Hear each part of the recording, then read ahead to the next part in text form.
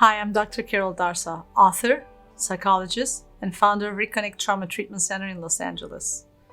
If you've experienced that your spouse or partner has a second life or has been cheating on you, you might still be experiencing betrayal trauma.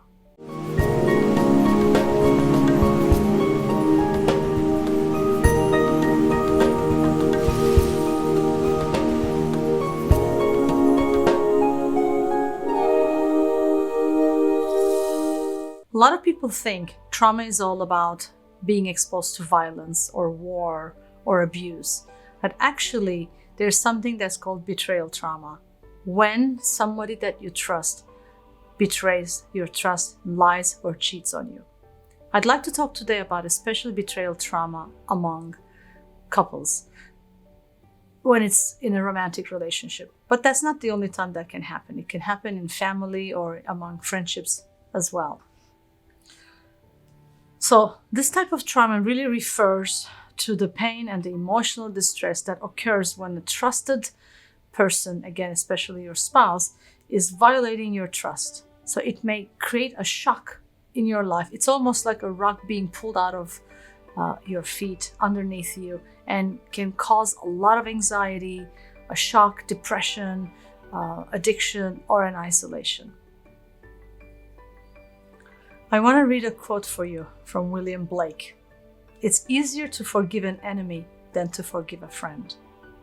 And I think that is exactly why a betrayal with such a close person that you are sharing your life with is considered a trauma at this point. Because the more you love, the more you trust someone, the more fragile and vulnerable you are to be hurt. So when the betrayal comes from that person, really a person's life is often quite altered, or their world could be shattered. So sometimes, in fact, betrayal really represents almost like death.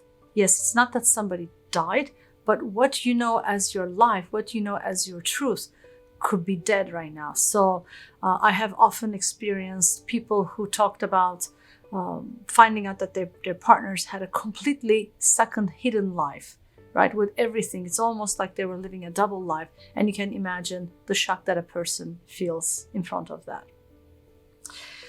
So let's talk about two possibilities. What happens after such a trauma? Either the person decides to stay with their partner and they want to work on it, or they decide that this relationship is not solvable, and so they go their separate ways. And I think those two ways are important to explore in different ways. What's very important is this decision has to be made only by you. So be very careful when you reach out to your family or loved ones or your friends that they don't give you a direct suggestion or their opinion about what you should do. Because it's very easy to be out of a relationship and say, oh, you should break up or give it a chance. But please take your time. Ideally consult a professional to make that decision. And you might not be able to make a decision right away because it will take some time. And often we actually recommend as therapists to not make a decision in the moment of a crisis. So let's say that you decided to stay with your partner. There's a lot of steps in a way that you would have to take. I highly recommend in that time to go with a professional. There are people who are specialized in the betrayal trauma. They're specialized in understanding the dynamic of how you guys got there and how and if it can be repaired. And I'm not going to go through it, but there's a lot of process about telling the truth and the confession time and the support and the new rules of a relationship and how things could look like. Again, I would recommend that you do it with the guidance of someone specialized in that. Not just any couples therapist, but people who understand betrayal. Well, let's assume you decided this is not something that I can work with. I'm not going to give my partner another chance. Then you are looking for separation. And of course, in that time, I also recommend that you go for professional help. But if you can't, number one thing I want you to know is that do not blame yourself. Do not blame yourself for what happened. That doesn't mean do not explore of how it happened and why it happened. And yes, of course, in any relationship, I think there's a contribution from both parties. But be careful that it doesn't turn into blame and a lack of like, oh, if I was only better, prettier, more handsome, more intelligent, and if I did this and that, then I would have been maybe not cheated on. So because this is such a complex system of why a person betrays their partner, it's not as simple as, oh, because we weren't doing well. In fact, it's a well-known fact that some partners cheat on each other even if their marriage or their relationship is going well. So it's not an automatic assumption that they were not getting along or it wasn't working. So it could be a lot of different things. In fact, for those ones, I'm going to refer you to my favorite author and speaker, Esther Perel. If you really want to know more about infidelity and the betrayal, you can definitely read about that.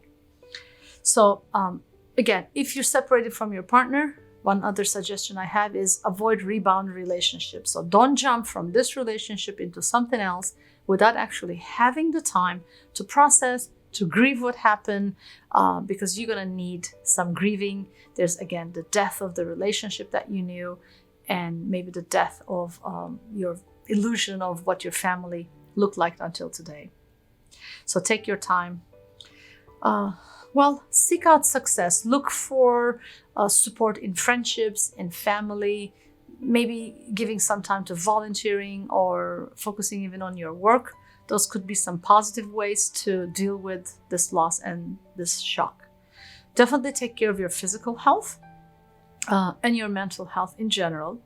Do not jump into wanting to use drugs or wanting to drink alcohol or wanting to just really lose yourself. You have to be careful about how you're trying to actually deal with that, because there's dealing like positive distraction, but then there's dealing with actually trying to numb yourself. So if you try to numb yourself, then you still won't really learn the grieving and the lessons that you have to learn. So that's what I mean by taking care of your health. So exercise regularly, do some mental exercises, meditation or yoga, and again, the support. Think about actually keeping a journal. If you've watched my other videos, I'm a big fan, or if you read my book, The Trauma Map, I'm a big fan of writing journal. Journaling daily about your feelings is actually the cheapest form of therapy and sometimes the most effective one. Don't keep it in. Really allowing yourself to talk about it without a shame, without embarrassment, and without judgment is highly critical here. And that's where the journaling comes in, because there's nobody that's going to judge you back. Again, be careful with who you are sharing with. And you might want to sort of warn people about how sensitive this topic is so that they're not jumping on you, trying to really save you. You might say something like, I just want a listening ear. Please just, be sensitive to how fragile this topic is for me. Be also careful during your conversations with your support system that despite all their intentions, they might actually say a lot of negative things about your partner, which is also not really helpful, because ultimately, no matter what they did, you shared maybe years or a lifetime with that person. And you don't want to now put them down either. That's not a healthy way to deal with them. So again, that's the reason why I often say therapy is sometimes better for these situations, because as therapists, we tend to be more unbiased and really objective in our advice and our guidance.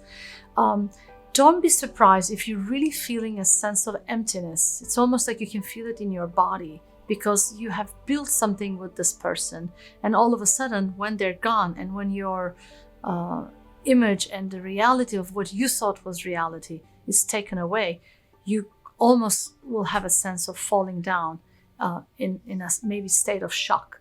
So validate your feelings. Read about griefs of stages of grief, in fact, because this will be like a shock to your system at first. And you might find yourself vacillate between acceptance, anger, sadness, jealousy, self-doubt. All of those feelings are okay. That's the reason why from the very beginning I said, don't go into blaming. Just really validate yourself and work towards adapting and accepting to your new life with the right support, especially. If you want further help, there are great books about betrayal trauma. and support groups. Some places offer that, which I highly recommend. If you've been through betrayal trauma, feel free to ask questions and write your comments below. And if you need professional help, we are here at Reconnect Center at Pacific Palisades to support you. Thank you for watching, and remember, trauma equals disconnect, healing equals reconnect. Stay connected.